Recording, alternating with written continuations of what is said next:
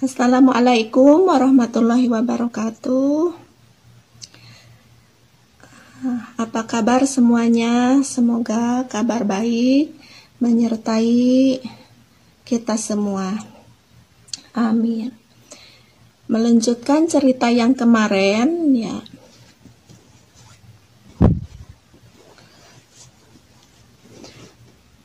Jadi yakin gitu mau berangkat lagi karena ada satu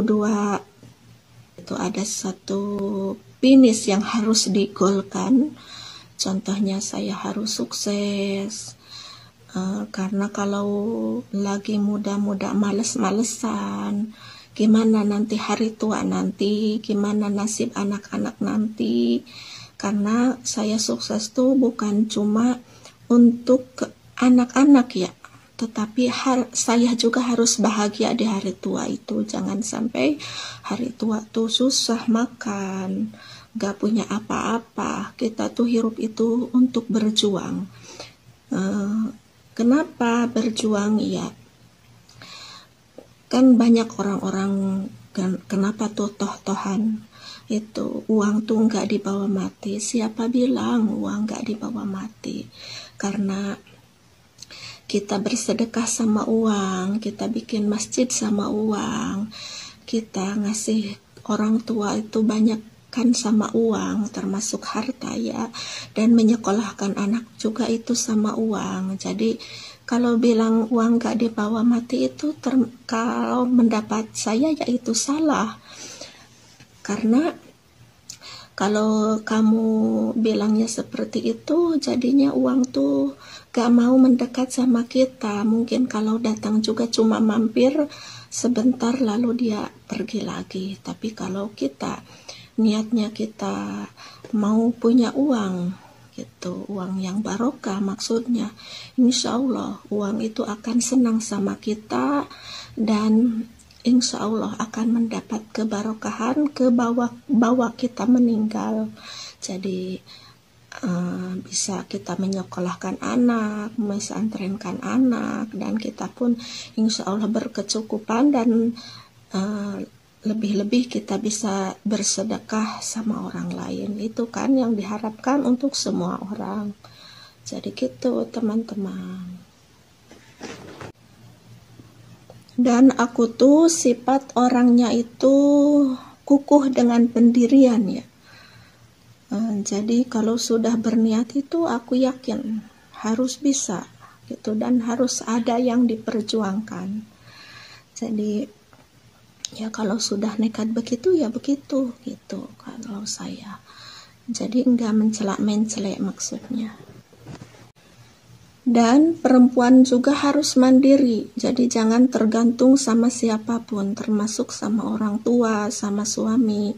Karena kan orang tua pasti akan meninggalkan kita, termasuk suami juga. Mungkin dia meninggal lebih sebelum kita, ataupun ada yang penceraian, walaupun itu perceraian ya tidak dibenarkan, tetapi tidak menutup kemungkinan gitu. Jadi kita tuh perempuan tuh harus mandiri, jangan tergantung sama siapapun. Dan disitulah ya saya bertekad mau berangkat lagi. Dan ada satu cerita ya yang di sini tuh menyentuh, tapi itu bukan enggak saya marah, karena dia itu bilang begini, katanya dulu kerjanya cuma 9 bulan. Nanti saya yakin kalau dia berangkat lagi mungkin cuma 3 bulan. Lihat aja, nanti 3 bulan pasti dia sudah di rumah lagi. Nah, dengan kata-kata itu saya jadi punya itikad, saya ini harus kuat, harus bisa sukses. Jangan seperti yang diucapkan dia gitu.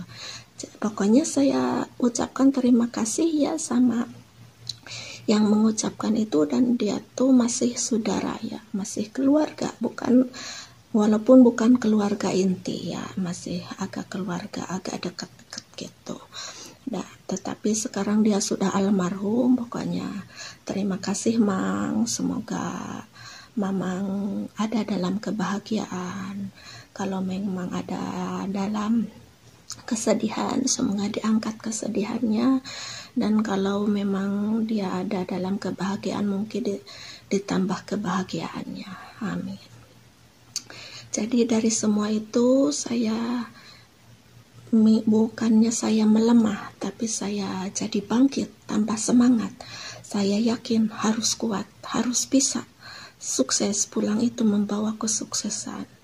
Nah, jadi di cerita itu saya berangkat ya sudah minta izin sama keluarga, sama semua, dan akhirnya saya berangkat.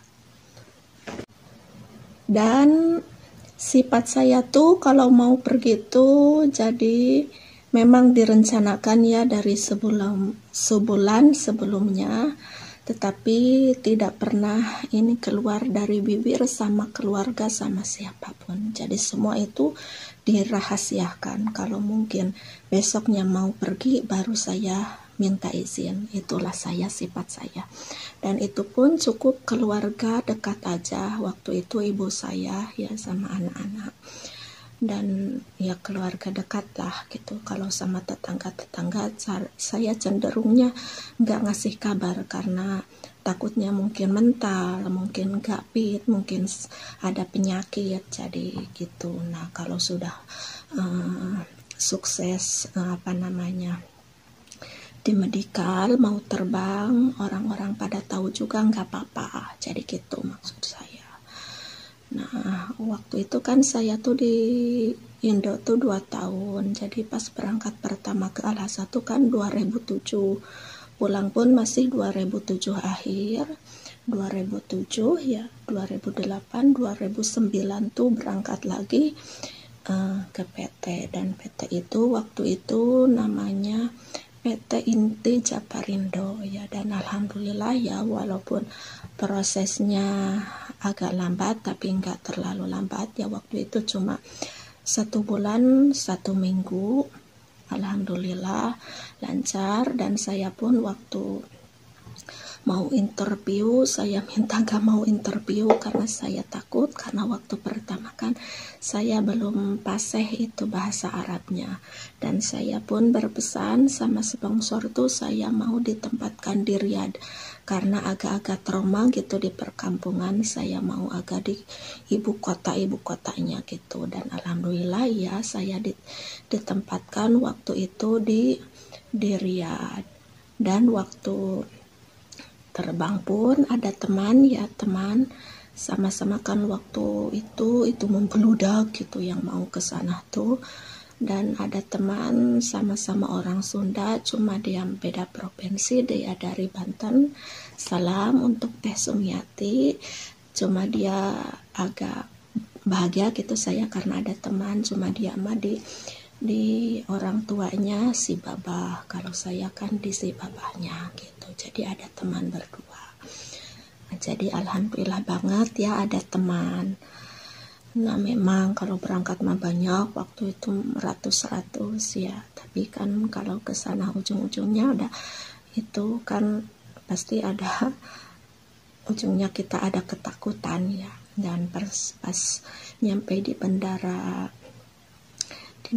Riyadh pun alhamdulillah langsung di tempat kita di penampungan bandara khusus TKW kan, ada Indonesia misalnya, ada Filipina, ada orang negara-negara lain maksudnya.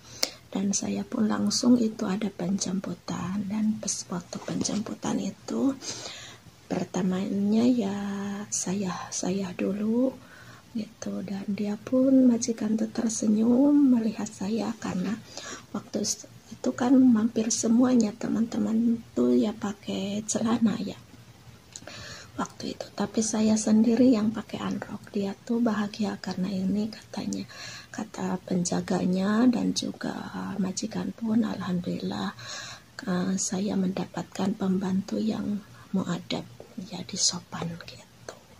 Kenapa? Ya kalau dari Indonesia itu kan seperti PT-PT diharuskan pakai celana contohnya.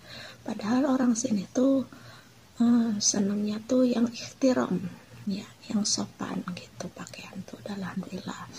Nah, dari pertemuan pertama itu kan kita juga jadi dihargai kalau kita tuh termasuk orang yang punya kesopanan gitu. Dan akhir cerita ya, yang sesudah itu ya teman saya dipanggil, dan benar juga itu saya satu majikan ya, biarpun beda rumah gitu. Langsung saya berdua dibawa, dan teman saya pun nginap itu satu malam di rumah majikan saya.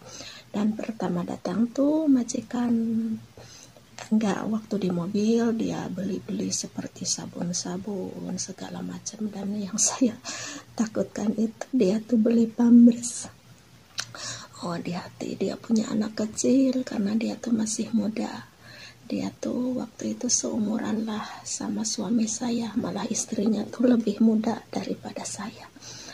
Dan pas datang dia tuh punya anak 2, ternyata yang gede 4 tahun, yang kecil 1 tahun. Belum bisa bicara ya. Dan pas datang majikan perempuan tanya gitu, nama, biasa, pernah kerja, pengalaman di mana gitu ya.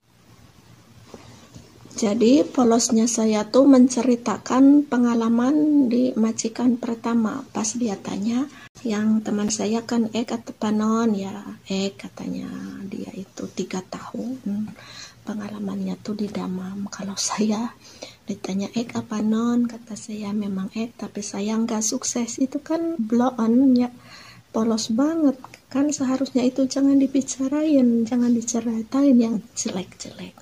Katanya, kenapa kamu di sana cuma 9 bulan ya karena kata saya cuma 9 bulan, dan saya pun bicara bahasa Arab masih sedikit-sedikit, belum paham karena di sana banyaknya isyarat gitu.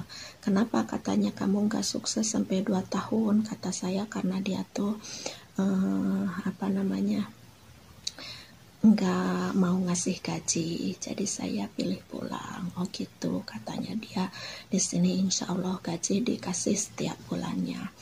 Dan sama juga pas saya dibawa besoknya kan nganterin itu teman saya ke rumah si nenek. Terus si nenek juga tanya, masih itu polosnya saya. Iya, katanya, kamu gimana majikan baik ya? Kata saya, alhamdulillah. Cuma kata saya takut. Kenapa kamu takut? Katanya, karena kata saya nama si bapak sama dengan majikan saya yang pertama. Kenapa? Katanya, ya karena yang pertama itu namanya Saad. Itu dia tuh nggak mau ngasih gaji. Jadi kata saya takut, nama Saad itu nggak mau ngasih juga gaji. Bodohnya ampun, kata si mama. Jangan takut kalau nanti saat ini gimana-gimanain kamu, katanya. Terus terang aja sama nenek gitu, sama mama, katanya. Ya, kata saya, itu bodoh, kebodohan saya itu pertama. Tapi itu ada itunya ya. Ada hikmahnya, maksudnya dia tuh jadi ngasihnya tuh tiap bulan, dan dia pun jadi baik gitu. Jadi cukup sekian teman-teman cerita untuk hari ini.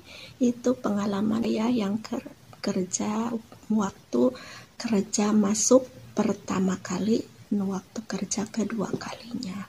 Semoga jadi motivasi, dan jangan lupa ikutin terus cerita saya, dan jangan lupa juga tinggalkan subscribe, like, dan juga komen untuk saya lebih semangat memposting video berikutnya. Wassalamualaikum warahmatullahi wabarakatuh. Bye bye.